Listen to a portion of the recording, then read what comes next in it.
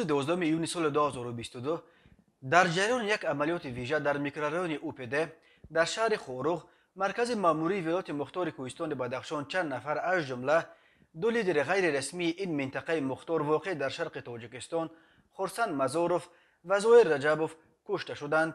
این خبر را به پایگاه خبری بامداد سه منبع علایده تصدیق کردند.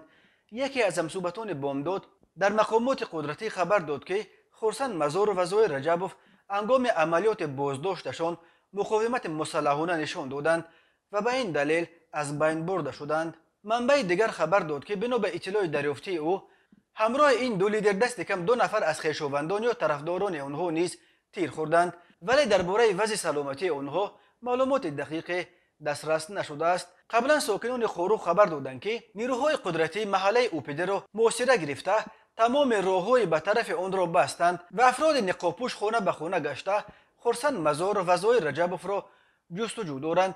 به گفته ساکنان از جانب اوپده صدای تیرباران هم به گوش می رسید، ولی به سبب بسته بودن راهها دشوار بود معاین کرد که آنجا چی می گذرد.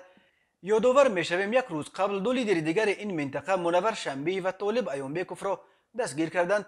منابع بامداد گفتند که طالب ایانبیکوف و منور شنبیف صبح 11 ایون برای صحبت به مقامات دعوت شده بودند، ولی دیگر برنگشتند. به دنبال ساکنان خوروغ از تیرپرانی‌ها در محله خلیبزاد از جمله در نزدیکی طرفخانه در خوروغ مشهور مارک پولو که در همسایگی خانه ایانبیکوف جایگیر شده است خبر دادند. ساکنان همچنین خبر دادند که نیروهای الفا و دیگر واحدهای ویژه راههای به طرف این قسمت خوروغ را مسدود کردند. بعدا خبر آمد که مقامات نیوشا گلوبوف یک ساکن محله بزمیچ شهر خوروغ را که در بین جوانان نفوذ زیاد داشت نیز دستگیر کردند. مرکز مطبوعات وزارت کارهای داخلی تاجیکستان نیمه دوم روز 11 ایون از قبل ستاد بین اداروی تامین امنیت و ترتیبات جمعیتی در ولایت مختار کوهستان بدخشان بازداشت سه لیدر غیر رسمی این منطقه طالب ایانبیکوف، منور شنبیف و نیوشا گلوبوف را رسما تصدیق کرد. ستاد بین اداروی آنها را سرکردگان گروه متشکل جنایتی شهر خوروغ نام برده گفت که این سه نفر روز 11 ایون در نتیجه عملیات مخصوص